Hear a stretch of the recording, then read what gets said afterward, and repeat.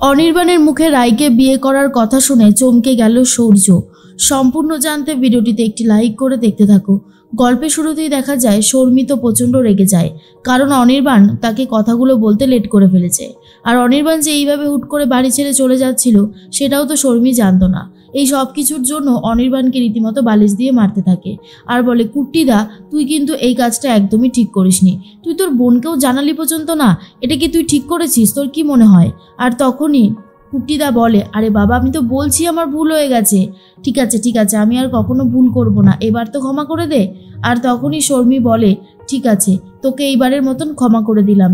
হ্যাঁ রে, রায়ের সাথে সব কথা হয়েছে তো?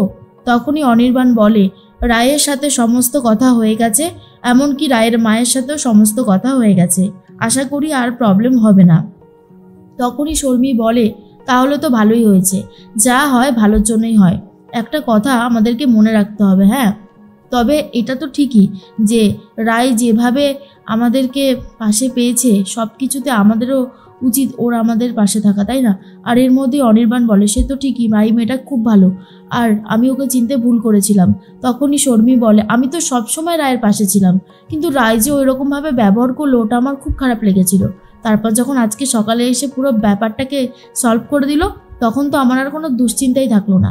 আমি তখন বুঝলাম যে রায়ই পারবে তোকে ফিরিয়ে আনতে। আর তুই যে হাফ রাস্তা পর্যন্ত গিয়েছিস সেটা স্রোত ভালো বুঝতে পেরেছিল, স্রোতই তো রায়কে ধরে তাড়াতাড়ি করে বেরিয়ে পড়লো। ভাগ্যিস ও গিয়েছিল সেই সময়, নাহলে তো তুই প্লেনে করে উড়ে চলে যেতিস। অনির্বাণ বলে, কি করব বল, আমি খুব আঘাত পেয়েছিলাম, সেজন্যই আমার আর এখানে থাকতে ভালো লাগছিল না। শর্মি তখন বলে, যাক সব ঠিক হয়ে গেছে, এটাই খুব ভালো কথা। অন্যদিকে কলেজে তো চলে গেছে স্রোত। স্রোতকে দেখার পরেই বন্ধুরা বলে, কি রে স্রোত, এত দেরি করলি কেন? প্রথম দুটো ক্লাস বাঙ্ক করলি, কি ব্যাপার বলতো? স্রোত বলে, আরে কোনো ব্যাপার না, তোরা যে কি বলিস না। তখনই বন্ধুরা বলে, জানিস তো সার্থক স্যারও আসেনি। আমি তো ভাবলাম সার্থক স্যারও আসেনি, তুইও আসিসনি, ব্যাপারটা কি?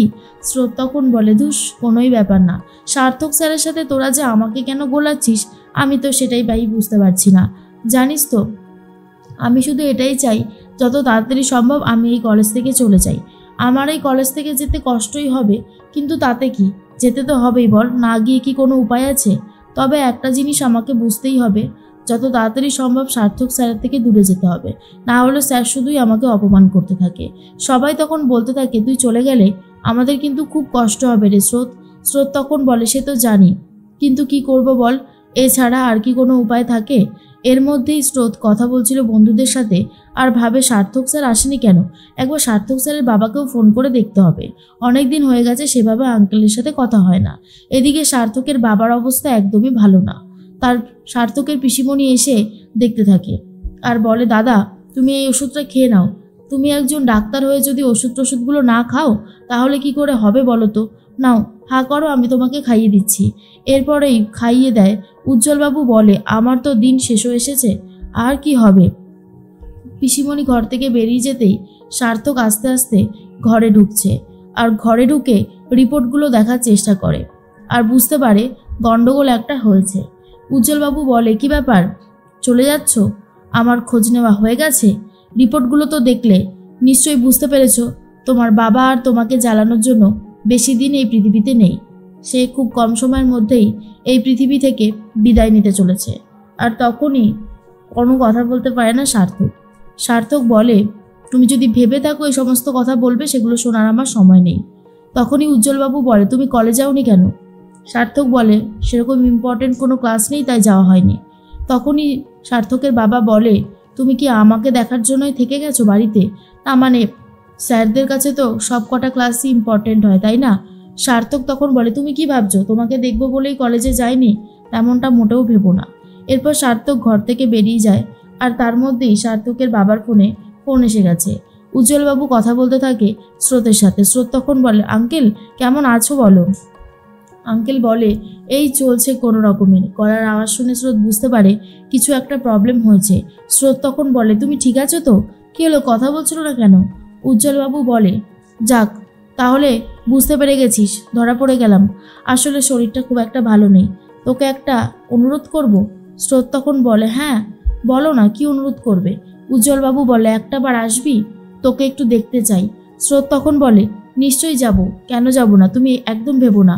আমি সার্থক স্যারকে ভয় পাই না জানো তো, কিন্তু তবুও ভাবি তোমাদের মধ্যে অশান্তি হলে খুব একটা ভালো লাগবে না, তাই যাই না, কিন্তু তুমি যখন বলেছ তখন আমি নিশ্চয়ই যাব। এর মধ্যেই সার্থক তার পিসিমণির সাথে কথা বলতে থাকে আর বলে, শোনো, আমি তোমাকে যে ওষুধগুলো দেবো সেগুলো তুমি বাবাকে খাইয়ে দেবে, বুঝতে পেরেছো? তখন পিসিমণি বলে, হ্যাঁ রে সার্থক, বাবাটা তো তোর নিজের, তোর এত মানবিমান কেন? শোন, আমি বলে দিচ্ছি, আমার দাদার যদি কিছু হয় না, আমি না তোকে ছাড়বো না, হ্যাঁ, কথাটা ভালো করে কান খুলে শুনে রাখ। এর মধ্যেই সার্থক তখন বলে, অদ্ভুত তো, আমি কি করলাম? সত্যি তুমি পারোও বটে, আমার না আর কিছু বলার নেই। এর মধ্যেই উজ্জ্বলবাবুর অবস্থা ভালো না, স্রোত ভাবে যেভাবেই হোক স্যারকে একবার দেখে আসতে হবে। অন্যদিকে দেখা যায় অনির্বাণ ফোন করেছে রায়কে, আর রায় তখন বলে, বলো।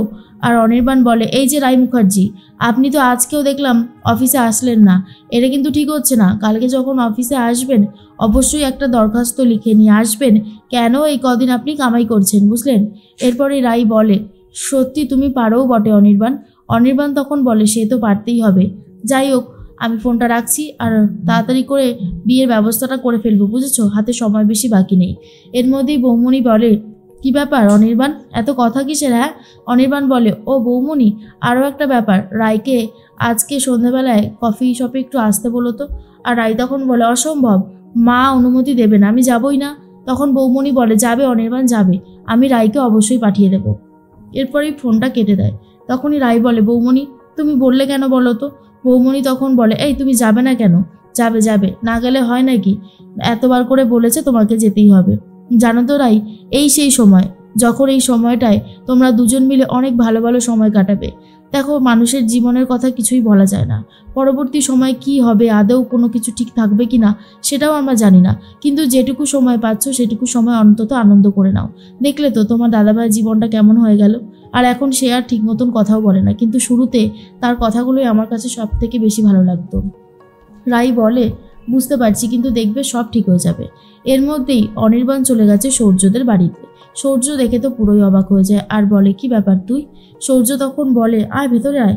অনির্বাণ বলে, হ্যাঁ, অনেক দিন হয়ে গেছে, আসা হয় না, ভাবলাম আজকে একবার ঘুরেই যাই, তো অনেক দিন পর আসলাম, কেমন আছিস বল। আরে কাকিমা কেমন আছো? সুচিস্মিতা বলে, আমি তো খুব ভালো আছি, অনেকদিন পর তোকে দেখলাম। এরপর আস্তে আস্তে সৌর্যর বাবাও চলে আসে, সবাই মিলে অনেক গল্প করতে থাকে। আর ডোরা তখন বলে, কি ব্যাপার বলো তো, হ্যাঁ, বিয়ে টিয়ে করছো নাকি, খবর দিতে এসেছো? অনির্বাণ বলে, তা তো করছি, আর মেয়ের নাম হলো রায়পূর্ণা। আর এটা শোনার পরই সৌর্য বুঝে যায় অবশেষে রায়কেই বিয়ে করছে অনির্বাণদা। অনির্বাণ তখন বলে, আমি জানি রায়ের নামটা শুনে তোমাদের খারাপ লাগছে, কিন্তু বিশ্বাস করো, প্রত্যেকটা মানুষের মধ্যেই তো কিছু অতীত থাকে যেটা খুব ভয়ঙ্কর, সেই সমস্ত কিছু শেষ করে আমি নতুন করে ওকে নিয়ে জীবন শুরু করতে চাইছি। যেটা শোনার পর সৌর্যর খুবই খারাপ লাগে।